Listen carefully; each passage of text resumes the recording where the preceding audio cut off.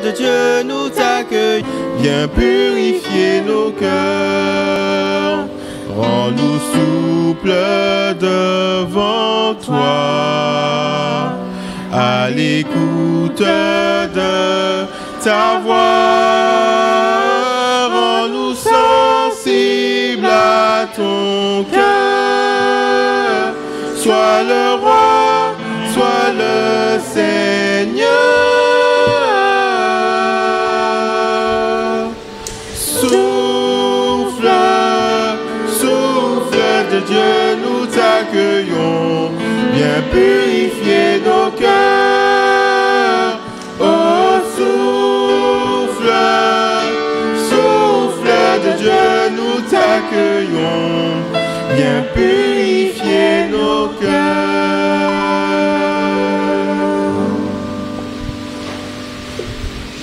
Bienvenue à chacun de vous dans la maison de Dieu et que son Saint-Esprit pénètre nos cœurs en ce matin. Je vous invite à écouter la parole de Dieu tirée du livre de Marc, le chapitre 4 et les versets 35 et 36. Ce même jour, sur le soir, Jésus leur dit « Passons à l'autre bord ». Après avoir envoyé la foule, ils l'emmenèrent dans la barque où il se trouvait. Il y avait aussi d'autres barques avec lui. Que Dieu bénisse la lecture de sa parole dans nos cœurs. Et nous allons entonner « Maître, à tes pieds, je m'incline » avant d'évoquer la présence de Dieu par la prière.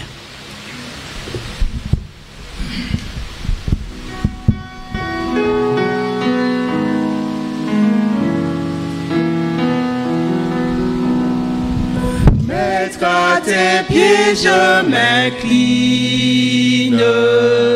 Je t'appartiens sans retour. Verse en moi ta paix divine. Réponds en moi ton amour. Verse en moi ta paix divine. Réponds en moi ton amour. Merci, Père Céleste, du privilège que tu nous accordes d'être dans ta maison ce matin. Merci d'avoir accordé à chacun de nous la vie. Et tu nous permets, par ta grâce, de nous réunir afin de t'adorer, de te louer. Bénis aussi ceux qui ne sont pas présents, ceux qui sont couchés sur les lits d'hôpitaux, ceux qui nous écoutent sur le net.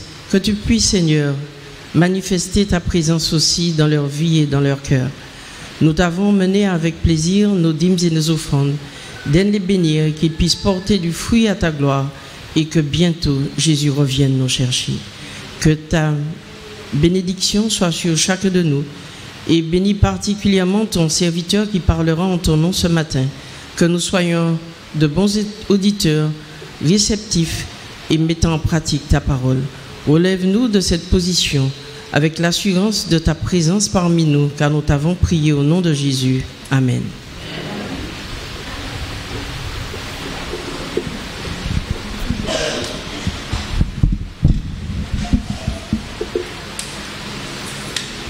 Nous passons maintenant au Ramas de la dîme avec la vidéo.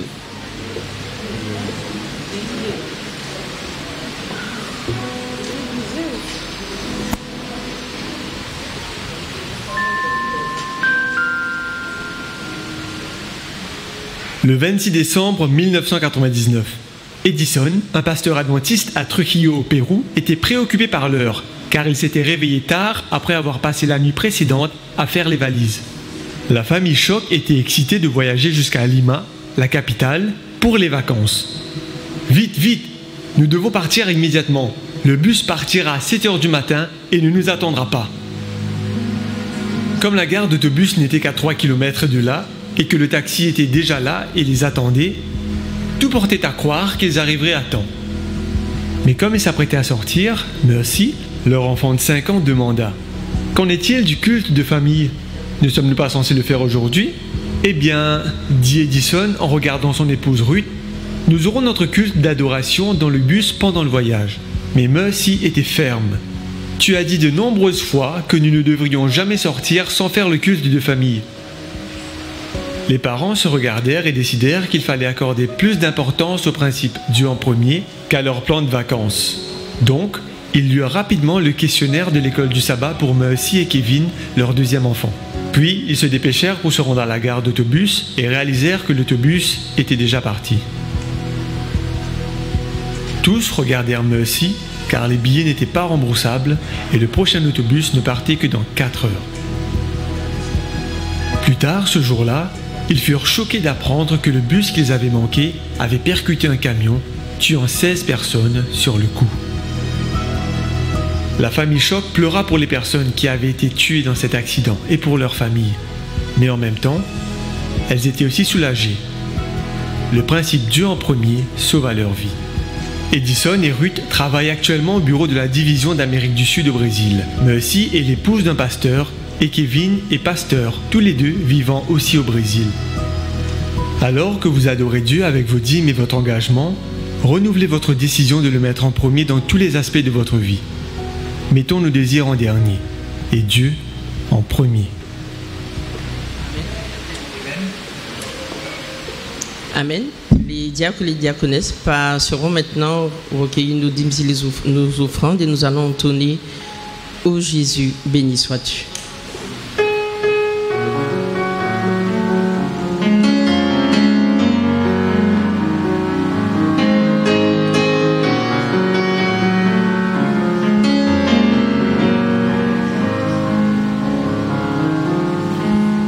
Jésus, béni sois-tu, tout me vient de toi, ô Seigneur, merci.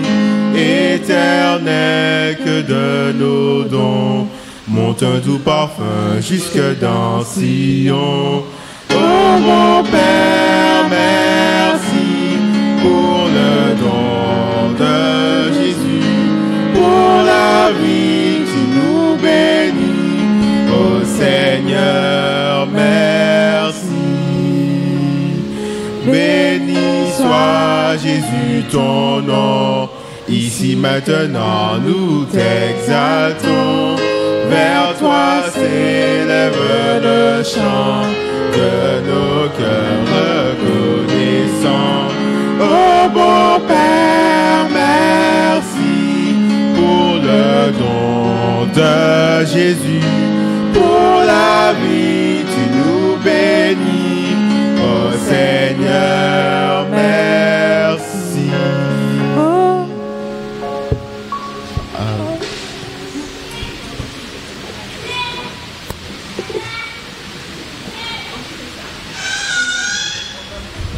Nous allons passer à l'histoire des enfants. Jésus est merveilleux, merveilleux, merveilleux, n'est-ce pas?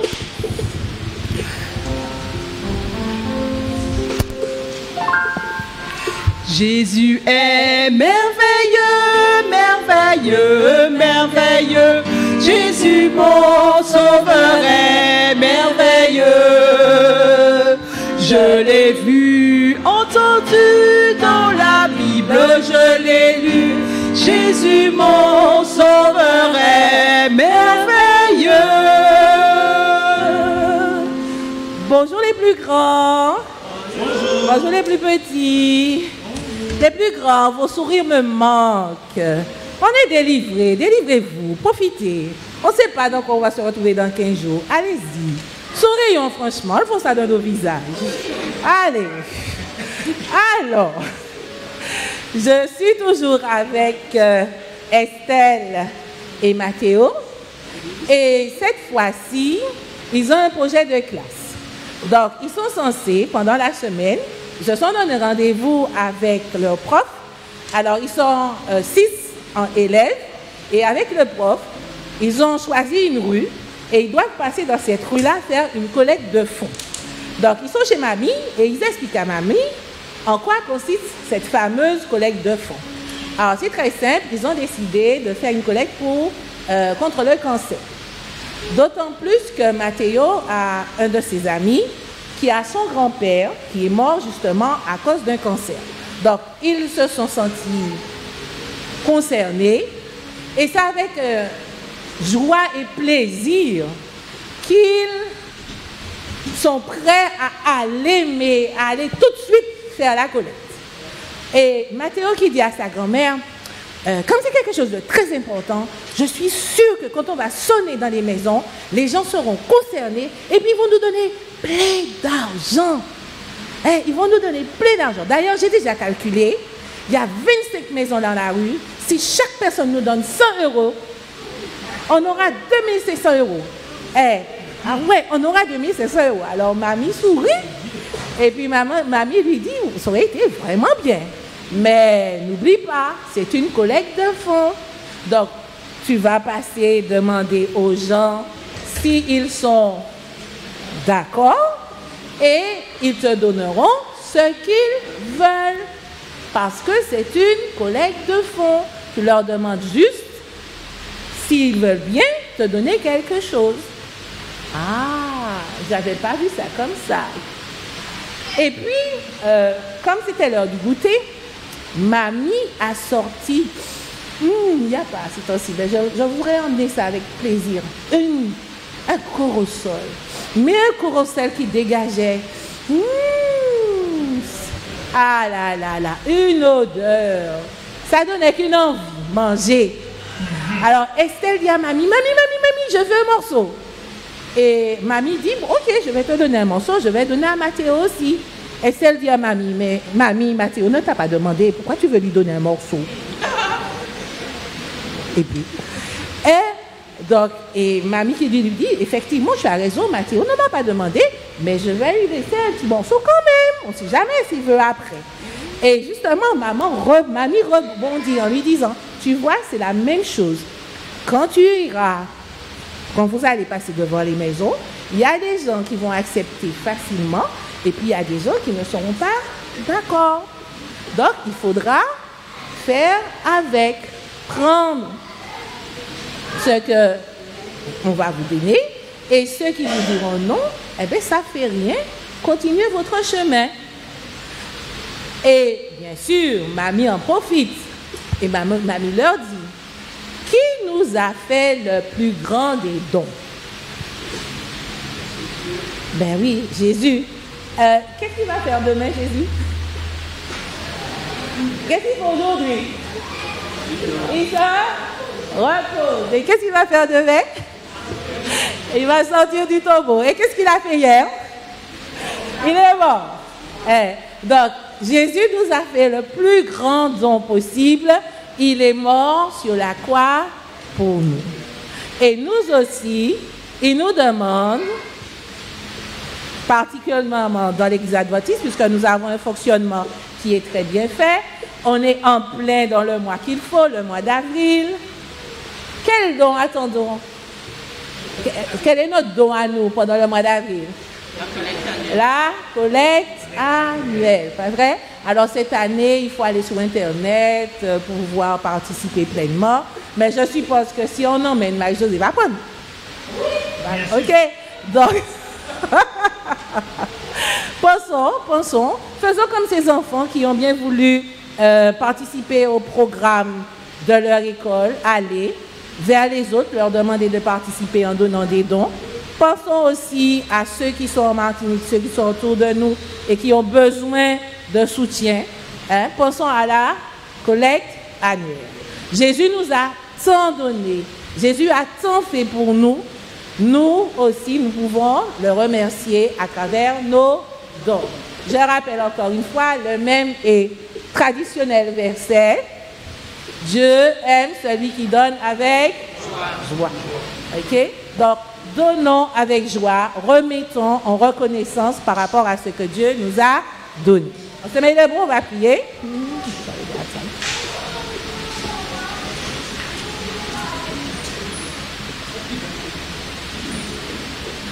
Prions. Seigneur Jésus, nous voulons te remercier pour le don merveilleux que tu nous as donné.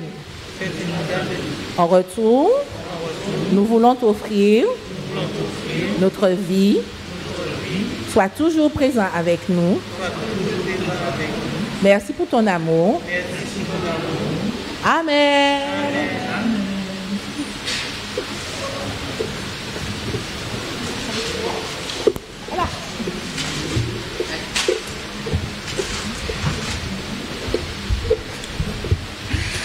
Alors, juste des annonces qui viennent de l'Assemblée des pasteurs. Alors, je viens par ces annonces vous faire part de la décision fédérale pour la communauté et pour la continuité et nos rendez-vous cultuels. Alors, concernant la durée de notre culte d'adoration, les données n'ont pas changé. Nous restons dans la durée de 1 heure à 2 heures de temps. Concernant le port du masque n'est plus obligatoire selon l'arrêté préfectoral. Mais il est fortement conseillé car le virus, vous savez, circule toujours. La distanciation sur les bancs est conseillée de 3 à 4 personnes par banc, selon bien sûr les églises. Alors, l'utilisation du gel hydroalcoolique, le lavage des mains est toujours recommandé pour pouvoir faire les gestes barrières par rapport au virus. Concernant le Zoom, lorsque vous êtes sur le Zoom, soyez prudents, parce que si votre caméra est ouverte, on vous voit, quelle que soit la manière dont vous êtes habillé. Donc faites attention, quand vous passez derrière la personne qui est devant son portable ou son ordinateur, faites attention de la manière dont vous êtes habillé pour pouvoir fixer les personnes et rester prudent. Concernant les personnes de moins de 18 ans, alors une autre, alors aussi, alors les personnes de moins de 18 ans, les parents doivent être avertis que leurs enfants seront filmés et enregistrés et sera diffusé sur le net. Car le droit diffusable des mineurs est établi à l'âge de 15 ans. Faisons attention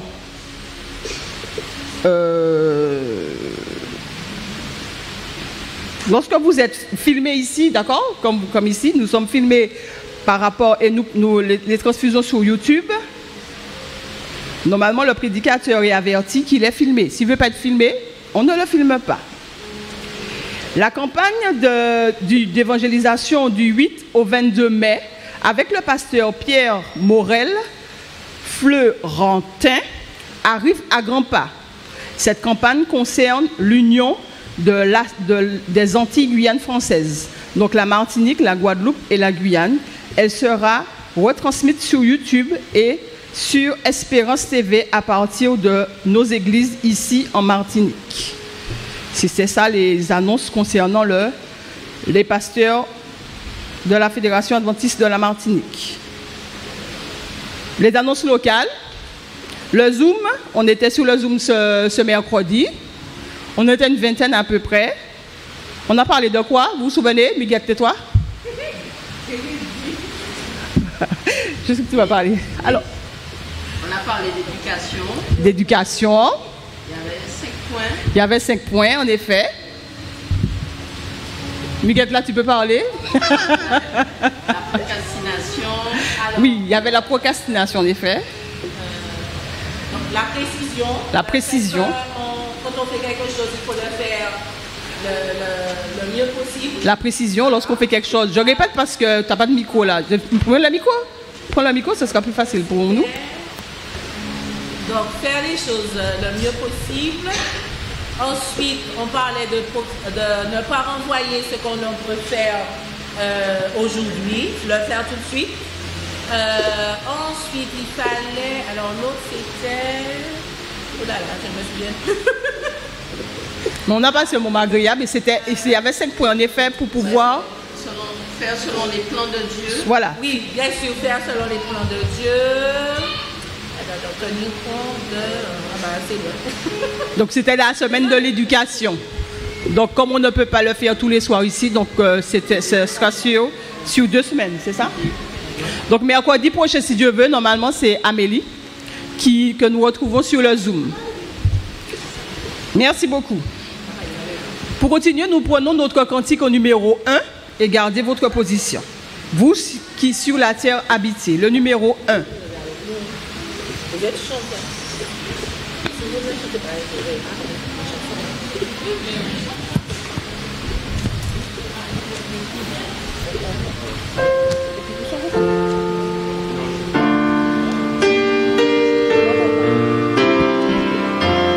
Le 1. Vous qui sur la terre habitez, chantez à haute voix, chantez, réjouissez-vous au Seigneur, par un saint image son honneur. N'est-il pas le Dieu souverain qui nous a formés de sa main, nous le peuple qui veut chérir, et le troupeau qui veut nourrir. Entrez dans son temple aujourd'hui, venez vous présenter à lui, célébrez son nom glorieux, élevez jusqu'aux cieux. C'est un Dieu rempli de bonté, d'une éternelle vérité, toujours propice à nos souhaits, et sa grâce durera jamais. Bienvenue chez toi, pasteur.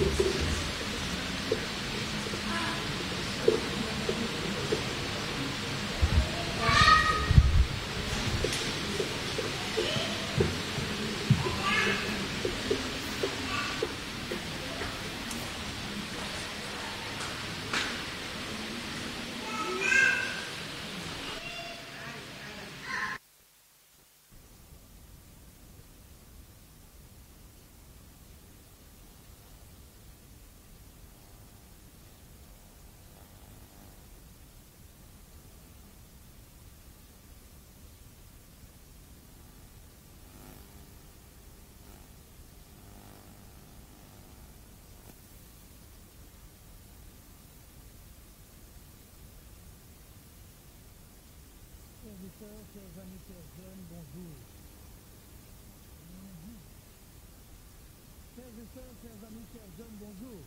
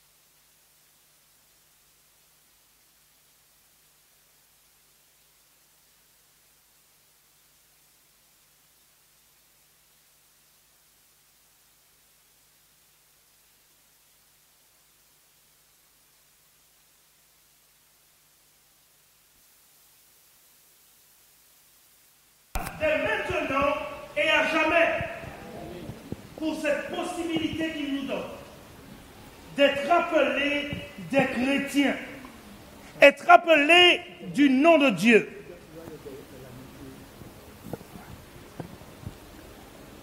Donc nous louons le Seigneur pour cela. En ce matin, frères et sœurs, notre réflexion est titrée « Dieu est capable ».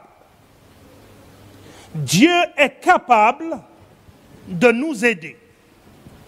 Et notre texte de base pour soutenir cette réflexion est tiré de l'Évangile selon Marc, au chapitre 4, où nous considérerons ensemble les versets 35 à 41. La Bible dit, chers amis, que ce même jour, sur le soir, Jésus leur dit, passons à l'autre bord. Après avoir renvoyé la foule, ils l'emmenèrent dans la barque où il se trouvait. Et il y avait aussi d'autres barques avec lui.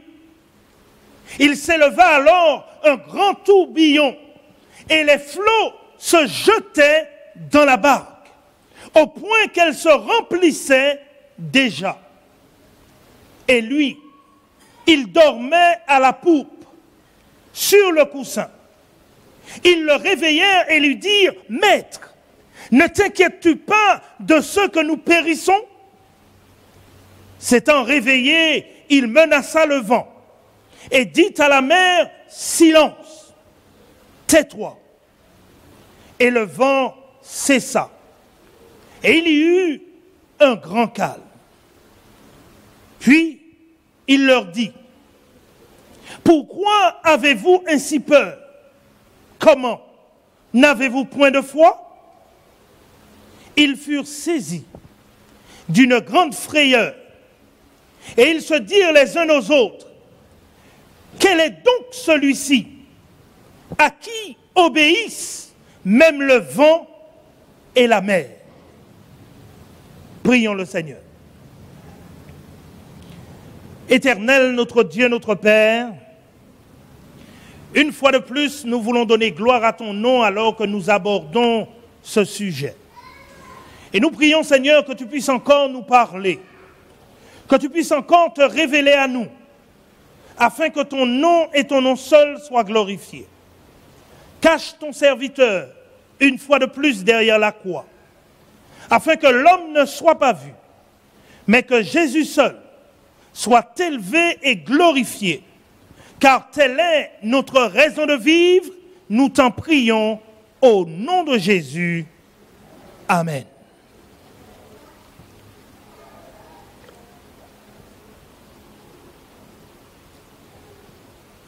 Dieu est capable de nous aider. Frères et sœurs, chers amis, chers jeunes, l'histoire nous est rapportée. L'histoire nous est rapportée qu'à l'époque où la Chine était en guerre, qu'un jeune ministre de l'Évangile du nom de Chang Po-yang visitait les entreprises isolées et les églises dispersées en Chine libre ainsi qu'en Chine occupée. Très tôt un matin, alors que Chang Po-yang voyageait de l'autre côté de la Chine libre, des troupes de reconnaissance de l'armée chinoise l'ont arrêté et lui ont donné l'ordre « Levez les mains ».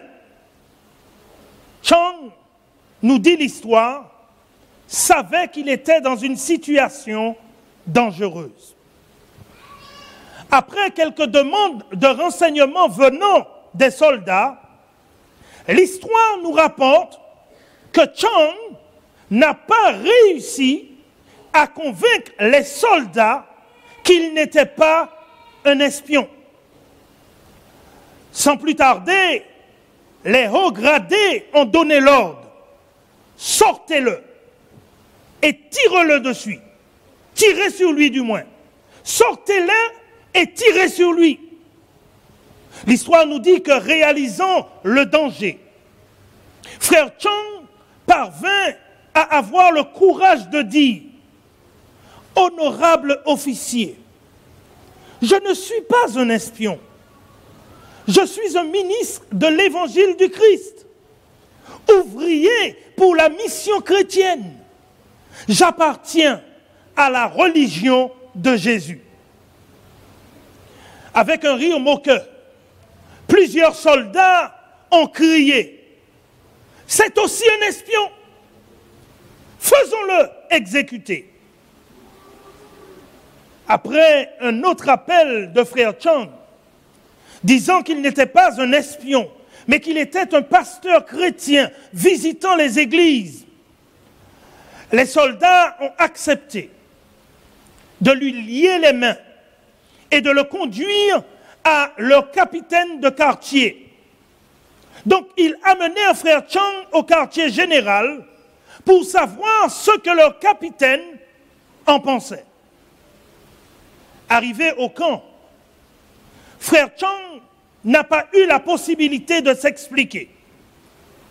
Le capitaine s'avança, le regarda de haut en bas et dit « Sortez-le et tirez-lui dessus !» Frère Chang vit qu'il ne pouvait rien faire de plus. Alors, il dit au capitaine « Dans ce paquet que vous avez entre les mains, il y a un livre sacré, le livre sacré des chrétiens. Si en effet vous allez me tirer dessus, me laisserez-vous alors ce livre pendant quelques instants pour une lecture ?» Le capitaine alors ordonna à un soldat d'ouvrir le paquet. Et le soldat remit sa Bible à frère Chang. Frère Chang nous dit l'histoire, prit la Bible de la main du soldat, la feuilleta nerveusement, mais ne trouva rien sur quoi poser ses yeux. Il feuilletait devant en arrière. Finalement, ses yeux tombèrent sur les mots « Que votre cœur ne se trouble point ». Frère Chang s'est retourné et a lu. Puis il a commencé à lire à haute voix pendant que les soldats écoutaient. « Croyez en Dieu et croyez en moi. Il y a plusieurs demeures dans la maison de mon Père. Si cela n'était pas, je vous l'aurais dit. Je m'en vais vous préparer une place. Et lorsque je m'en serai allé et que je vous aurai préparé une place, je reviendrai et je vous prendrai avec moi, afin que là où je suis, vous y soyez aussi. » Ensuite, pendant 30 minutes, l'évangéliste Chang a prêché à ces hommes durs et endurcis. Il a prêché la venue du Christ, le retour en gloire du Seigneur. Il leur a dit, Jésus, le Sauveur du monde, le Fils du ciel, revient bientôt. Et mon travail, en tant que pasteur, consiste à informer mon peuple de la venue de Jésus pour les aider à se préparer pour son retour. Quand frère Chang a fini, le grossier capitaine a levé les yeux au ciel et a dit « Oh mon Dieu, qu'étais-je sur le point de faire? Cet homme est vraiment un prédicateur de l'Évangile. Lâchez-le !» Frère Chang fut relâché et lorsqu'il arriva dans les églises, il raconta aux frères et sœurs sa merveilleuse délivrance. Frères et sœurs, chers amis, chers jeunes,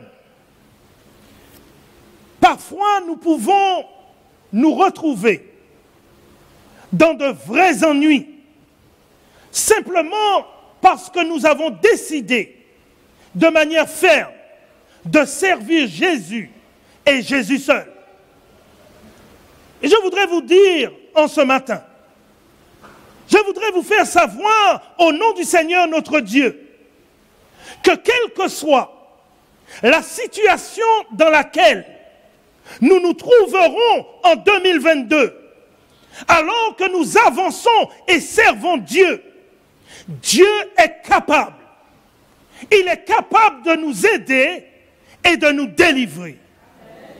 Il est capable, frères et sœurs, de nous aider dans les situations les plus difficiles si nous lui faisons confiance.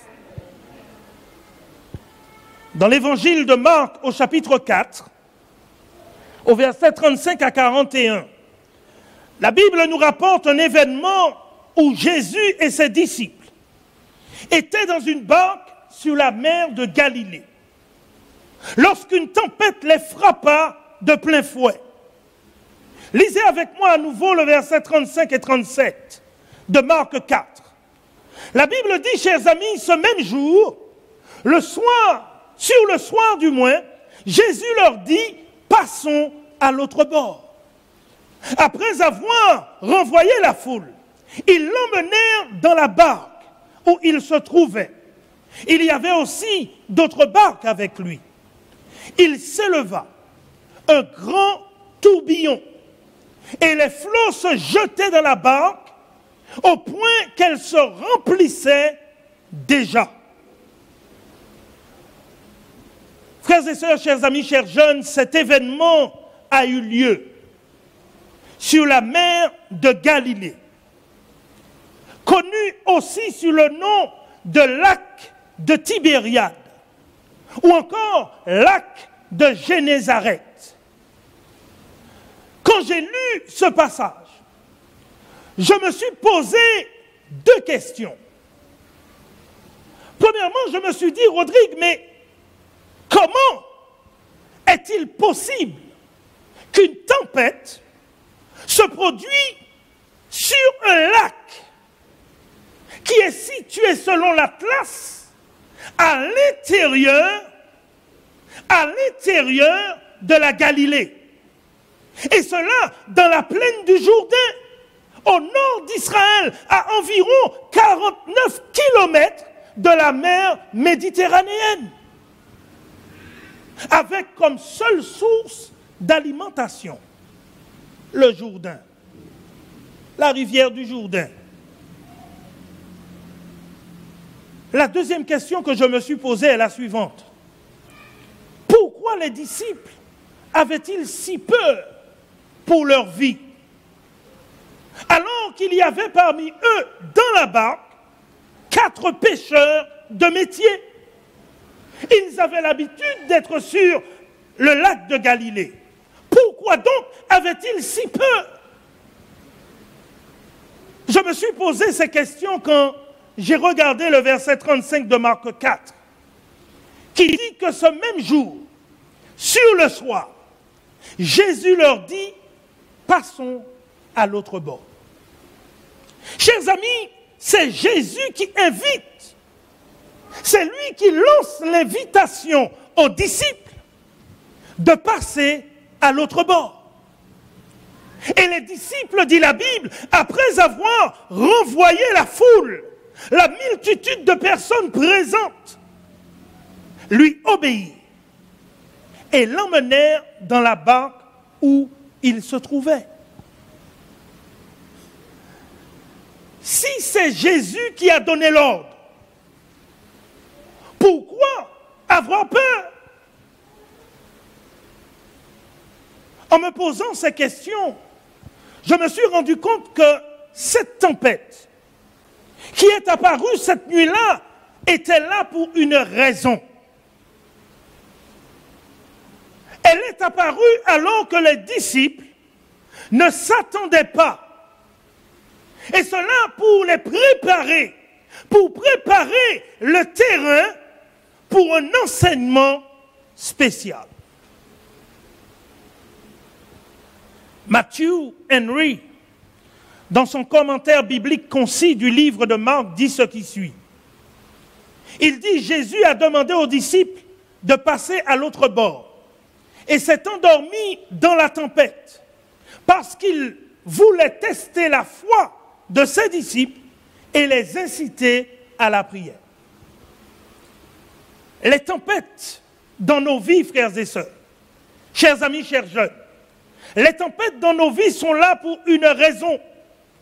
Chaque situation que nous traversons aujourd'hui ou que nous traverserons durant l'année 2022 Chaque situation sera là pour tester notre foi, pour nous enseigner quelque chose et pour nous ramener par la prière à notre Seigneur et Sauveur Jésus-Christ.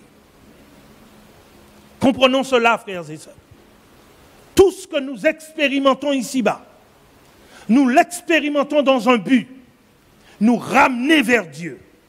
Car bien souvent, nous nous éloignons du droit chemin. Et comme les disciples, ne nous berçons pas d'illusions.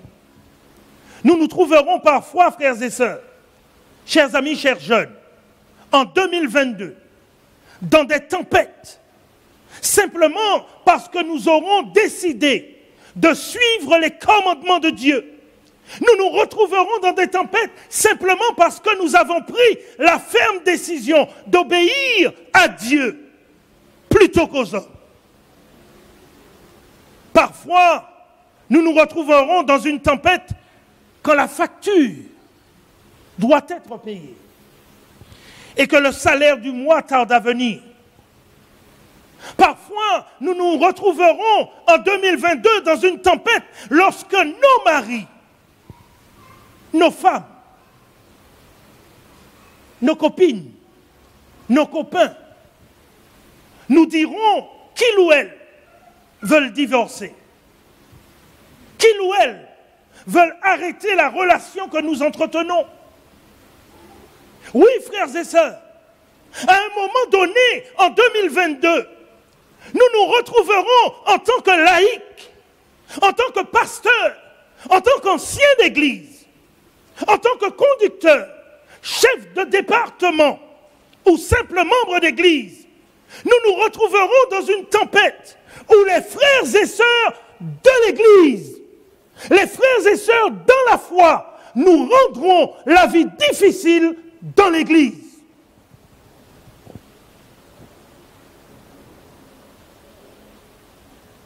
Mais prenez courage. Prenez courage, frères et sœurs. Restez attachés à Jésus. Et au temps marqué par lui, il viendra à votre secours et vous délivrera de toutes ces injustices. Dieu est au contrôle de son œuvre et il est encore capable aujourd'hui de nous aider dans les tempêtes de nos vies. La vie, frères et sœurs, chers amis, chers jeunes, est pavée d'orages et de tempêtes. Mais en ce matin, je veux vous rappeler, selon la parole de Dieu, que Jésus est la solution à nos orages et à nos tempêtes. Jésus est la solution de Dieu aux problèmes de ce monde.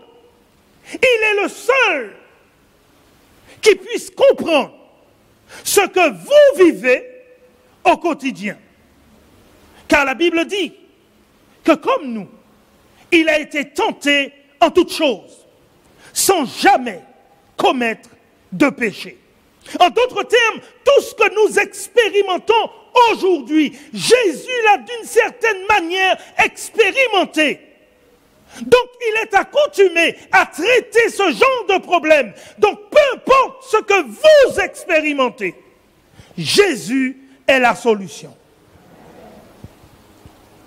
Jésus est la solution fournie par Dieu pour nous sauver et nous délivrer, non seulement du péché, frères et sœurs, mais de toute situation que nous pourrions rencontrer dans la vie. La Bible dit au verset 38 de Marc 4, la Bible dit que lorsque les disciples ont vu la fureur, lorsqu'ils ont vu la fureur de la tempête, ils ont commencé à paniquer. Et ils ont réveillé Jésus, nous dit la Bible. Et ils ont dit à Jésus, Maître, ne t'inquiètes-tu pas de ce que nous périssons?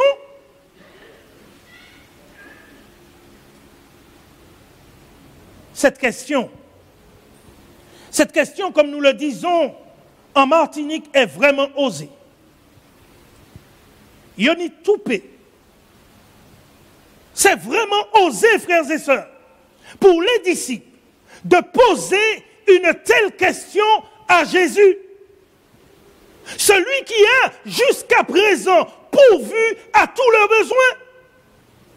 Il est vraiment osé pour les disciples de poser une telle question à celui qui a fourni de la nourriture à 5000 personnes en leur présence, avec 5 pains et 2 poissons.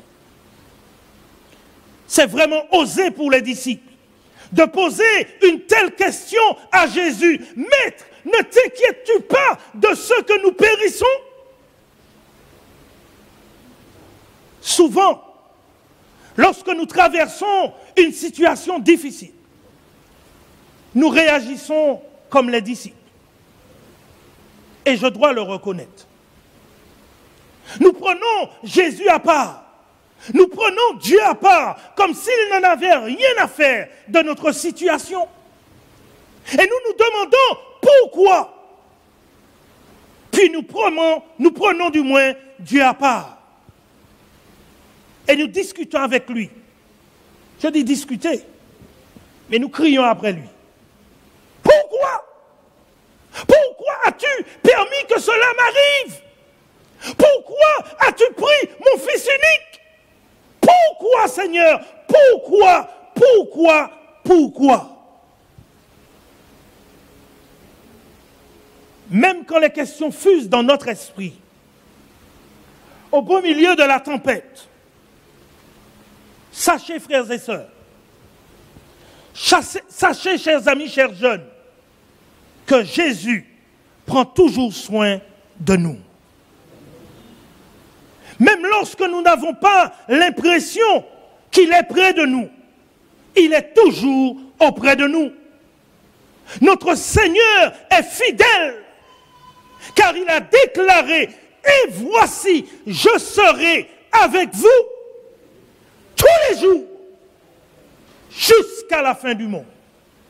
Chaque jour que Dieu fait, Dieu marche avec nous, chers amis. Chaque jour que Dieu fait, Dieu prend soin de nous. Faisons-lui confiance. L'apôtre Paul avait compris cela. Et dans son épître aux Romains, il dit toutes choses concourent au bien de ceux qui aiment Dieu, de ceux qui sont appelés selon son dessein. Je me souviens encore, frères et sœurs, et j'en pleure toujours. Je me souviens encore de ce jour sombre, ténébreux et sans lumière, bien que le soleil fût là. Ce jour du 23 septembre 2019, où la nouvelle m'est parvenue au travail que le cœur de ma fille, Rod, ma fille aînée, s'était arrêté et qu'on l'on faisait tout pour la ranimer.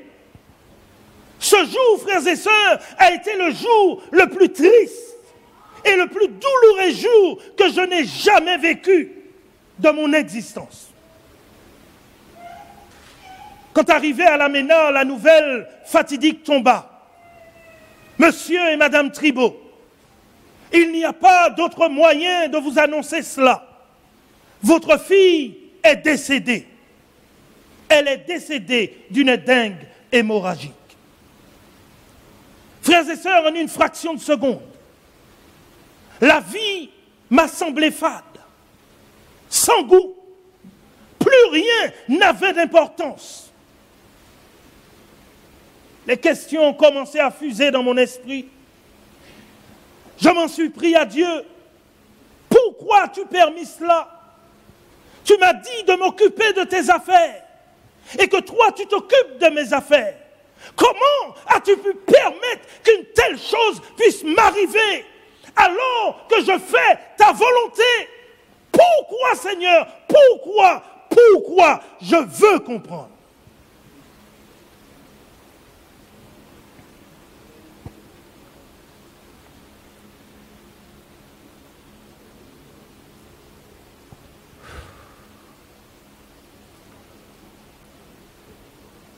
Dieu, frères et sœurs, chers amis, chers jeunes,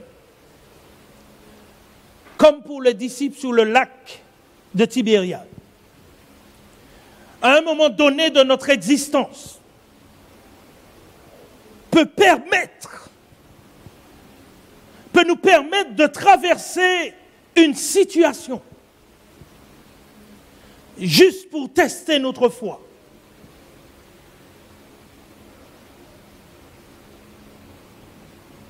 Nous appeler à la prière et nous donner une leçon que nous n'oublierons jamais. C'est Jésus. C'est Jésus qui a demandé aux disciples.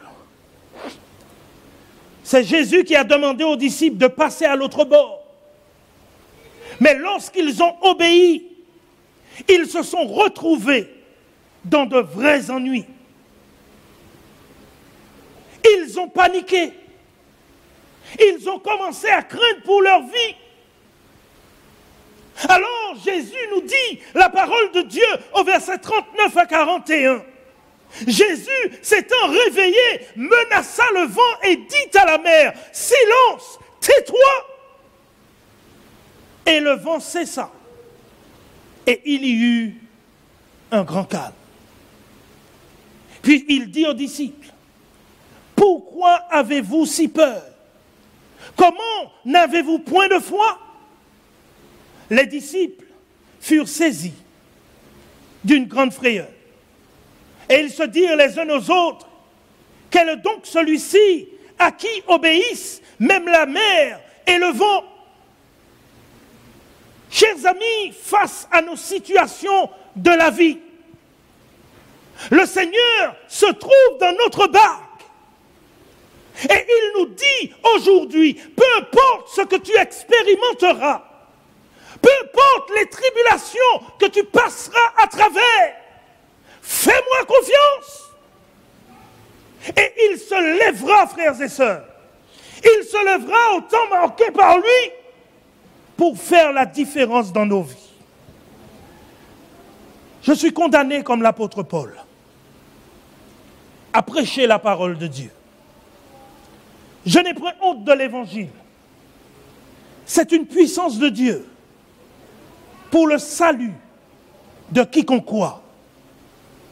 Mais parfois, frères et sœurs, lorsque nous nous engageons à servir le Seigneur, nous expérimentons des choses et je vous dis, ça fait mal. Ça fait vraiment mal. Mais Dieu nous a promis d'être là avec nous. Il nous a promis de nous soutenir dans les tempêtes de nos vies. Il nous a promis d'être là à notre côté, nous aidant à faire le prochain pas. Car après l'expérience, il n'est jamais facile de refaire le premier pas. Mais Dieu soit loué pour Jésus. Dieu soit loué pour Jésus, car il est fidèle et ce qu'il a promis, il le fait. Je vous dis en ce matin, frères et sœurs, que lorsqu'au milieu de notre tempête, comme les disciples, nous invoquons Jésus, il se lèvera dans notre situation et dira à la tempête de nos vies, « Tais-toi, calme-toi !» Jésus nous dit, la Bible se leva, calma la tempête. Et il réprimanda les disciples pour leur manque de foi. Il dit aux disciples, pourquoi avez-vous ainsi peur? Comment n'avez-vous point de foi? Ce mot dans le texte attire mon attention. Pourquoi avez-vous ainsi peur? Ce mot « ainsi » est utilisé dans le texte par Jésus pour souligner le degré de la peur que ressentaient les disciples. Ce n'était pas une simple peur, c'était une peur frôlant le désespoir. Ils étaient tellement inquiets pour leur vie qu'ils ont oublié avec qui ils étaient dans la mer. Ils avaient tellement peur pour leur vie qu'ils ont oublié que Jésus était dans la barque. Bien souvent, frères et sœurs, nous avons peur. Nous avons tellement peur que nous oublions que Jésus marche avec nous. Nous avons tellement peur que nous oublions qu'en fait, ce n'est pas nous qui faisons la chose, c'est Dieu qui le fait à travers nous.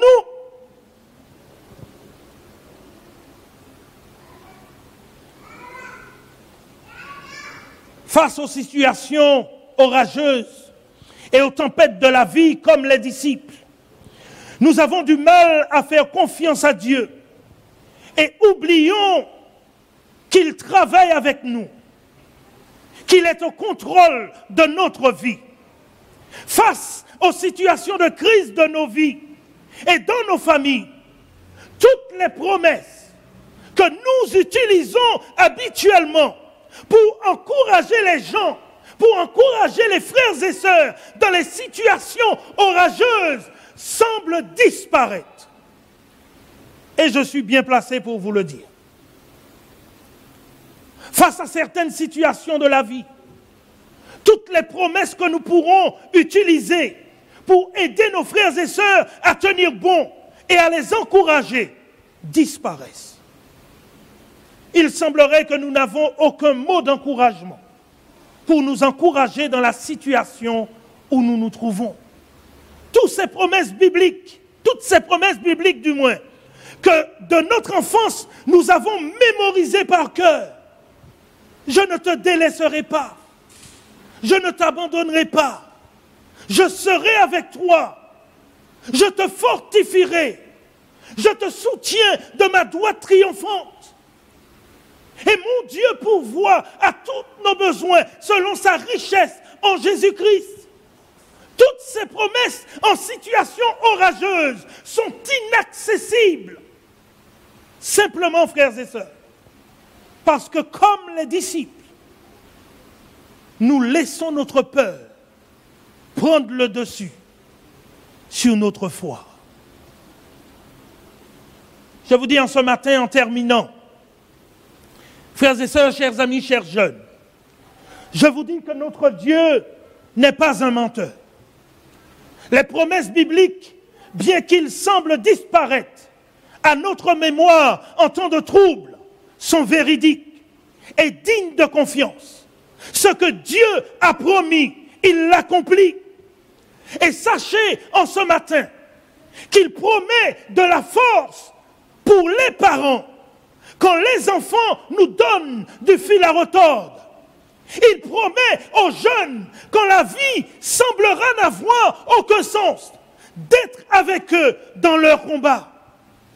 Il promet aux célibataires, quand la passion deviendra trop dure à gérer et que nous serons sur le point de commettre l'irréparable, il promet d'être là avec nous pour nous aider à y faire face. Il nous suffit, frères et sœurs, simplement de lui faire confiance. Il promet au couple, lorsque la situation est chaude, comme on dit, lorsque le mari ne s'occupe plus de sa femme, lorsque la femme, comme on dit ici en Martinique, ferme la source, Dieu promet d'être là avec nous pour nous soutenir dans la situation. Mais il nous invite à vivre bien au sein du couple. Il nous invite à vivre d'une manière qui le glorifie. Comme Christ a aimé l'Église, Marie, aimez vos femmes. Femmes, soyez soumises à vos maris, non pas dans le sens d'un dictateur, mais comme Christ a aimé l'Église et s'est livré pour elle. Dieu, chers amis, est encore capable, en 2022, de nous aider au milieu de nos situations familiales. Il est capable, chers jeunes, de vous aider dans vos situations de tous les jours. Il est capable, frères et sœurs, de vous aider alors que vous vivez votre célibat. Il est capable de nous aider à nous rapprocher de lui pour mieux le connaître malgré nos chutes et nos rechutes. En ce matin, frères et sœurs, chers amis, chers jeunes, je voudrais terminer cette réflexion en priant à genoux avec tous ceux et toutes celles qui reconnaissent que notre Dieu est capable de nous aider en 2022 dans la situation sanitaire et planétaire que nous expérimentons sur Terre depuis 2 ans de cela. Tous ceux et toutes celles qui reconnaissent que notre Dieu est capable de nous aider dans cette situation sanitaire que nous expérimentons, ainsi que dans nos tempêtes de la vie. Tous ceux qui reconnaissent cela aujourd'hui, je les inviterai à se prosterner avec moi, alors que nous montons au trône de la grâce. Nos yeux sont fermés et nos têtes sont inclinées, alors que nous montons auprès de notre Dieu par la foi.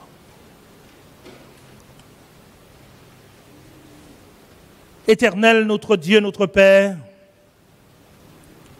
une fois de plus, nous voulons donner gloire à ton nom. Car nous reconnaissons, ô Papa, que d'éternité en éternité, toi seul, tu es Dieu. Nous reconnaissons, ô bon Père, que depuis notre arrivée dans ce monde, tu n'as cessé de prendre soin de nous. Et par ton Fils, Jésus, tu as réitéré cette promesse d'être avec nous tous les jours, jusqu'à la fin du monde. Parfois, ô bon Père, nous devons reconnaître qu'il n'est pas facile de traverser les tempêtes de la vie. Nous devons reconnaître que parfois, nous perdons pied, nous perdons courage, nous perdons même la foi, au point d'entrer en guerre avec toi, parce que nous ne comprenons pas pourquoi tu as permis que telle ou telle chose se passe dans nos vies. Et nous voulons encore croire en toi, Seigneur. Nous voulons encore croire que toute chose, comme le dit l'apôtre Paul, toute chose concourt au bien de ceux qui aiment Dieu, de ceux qu'il a appelés au salut. Et c'est pourquoi en ce matin, nous croyons, Seigneur, que tu es encore capable. Nous croyons que tu es le même Dieu dans le temps d'Israël, celui qui ne change pas, celui chez qui il n'y a point d'ombre de variation. Nous croyons, Seigneur, que tu es encore capable, comme tu l'as fait pour les 3 jeunes Hébreux, de nous enlever dans nos fournaises, dans nos tempêtes, comme tu l'as fait pour les disciples sur la mer de Galilée. Nous croyons, Seigneur, que tu es encore capable d'intervenir dans nos foyers et de ramener l'amour là où l'amour s'est étiolé. Nous croyons, Seigneur, qu'au sein de nos couples, tu peux encore intervenir si nous te faisons confiance. Aide-nous simplement, Seigneur, à mettre notre orgueil de côté et à te donner le contrôle total de nos vies. Seigneur, nous croyons en tant que jeunes que tu veilles sur nous. Et nous nous appuyons sur ta parole. Car tu dis, Seigneur, je vous écris, jeunes gens, pour vous faire savoir que vous êtes forts et que vous avez vaincu le malin. Vous l'avez vaincu parce que vous avez connu celui qui est dès le commencement, à savoir Jésus-Christ. Seigneur, nous sommes dans la vérité. Nous croyons que nous sommes dans la vérité en ton Fils Jésus-Christ. Car la vérité, c'est qu'ils te connaissent. Toi, le seul vrai Dieu, et celui que tu as envoyé, Jésus-Christ. Alors que nous maintenons notre relation avec toi, Seigneur, face aux tempêtes de la vie, face aux ouragans qui bouleversent nos vies, nous prions ce matin, Seigneur, que tu nous fortifies, que tu augmentes notre foi, que tu augmentes notre confiance en toi, afin que rien ici-bas ne puisse nous éloigner de toi. Prends le contrôle de nos vies, Seigneur. Détrône de nos cœurs l'ennemi et règne en Seigneur et en Maître. Nous t'en prions, Seigneur. Nous n'avons aucun mérite, mais nous te prions dans le nom et les mérites de Jésus-Christ, ton Fils, et pour ta gloire. Amen. Amen. Pour faire face aux temps difficiles qui arrivent, car les temps qui sont devant nous sont mauvais. Que Dieu nous bénisse. C'est ma prière.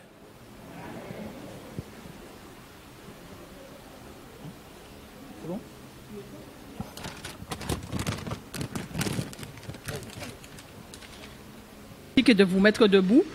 Nous allons chanter le 243.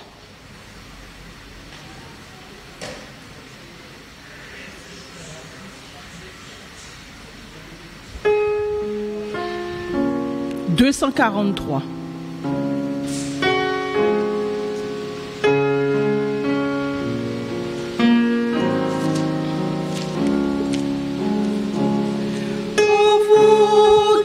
N'avez pas de paix, venez, Jésus la donne, pur et profond et pour jamais, venez, Jésus pardonne.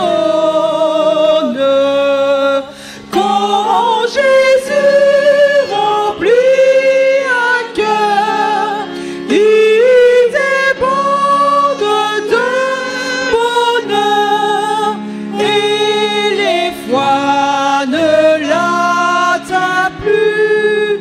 Jésus, Jésus, Jésus, vous qui tombez à chaque pas, venez, Jésus délivre. Celui qui se jette dans ses bras peut à toujours le suivre. Quand Jésus remplit un cœur, il déborde de bonheur et il ne chancelle plus. Jésus, Jésus, Jésus, vous qui doutez du lendemain, venez, Jésus rassure. Pas à pas, la main dans sa main, la route devient sûre.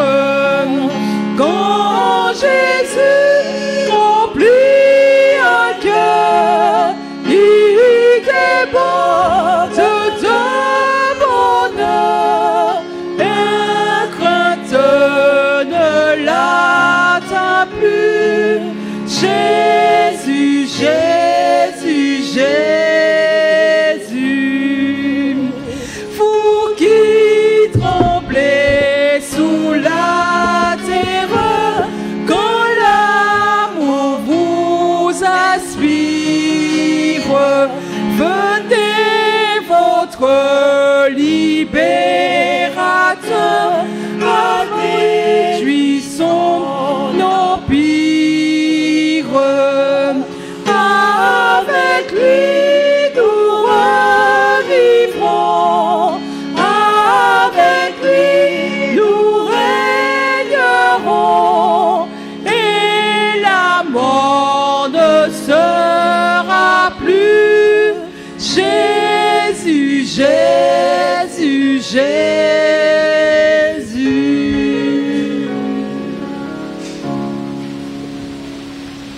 Et maintenant, mon Père, tourne ta face vers nous. Fais briller ta lumière sur nous. Et accorde-nous ta paix et ta grâce. Nous t'en prions. Au nom de Jésus. Allez en paix. Amen. Nous vous donnons rendez-vous samedi prochain, si Dieu veut, à partir de 9h30. Une bonne semaine à vous. Et sur le Zoom, bien sûr. Sur le Zoom, mercredi soir, à partir de 19h. Si Dieu veut. Sur le chemin va sans peur.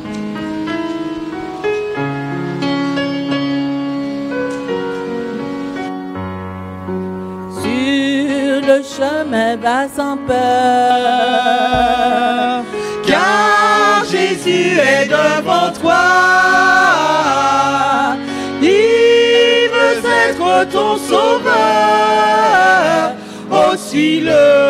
suis-le par la foi. Et maintenant saisis la main de ton Sauveur, car lui seul te donne l'éternel honneur. Il a donné sa vie sur la croix. Oh, suis-le par la foi. Un jour Jésus reviendra. Oh, quel immense bonheur. Dans son frère il te prendra. Oh, suis-le par la foi. Et maintenant saisis la main de ton Sauveur, car lui seul te donne l'éternel bonheur. Il a donné sa vie sur la croix. Oh, suis-le par la foi.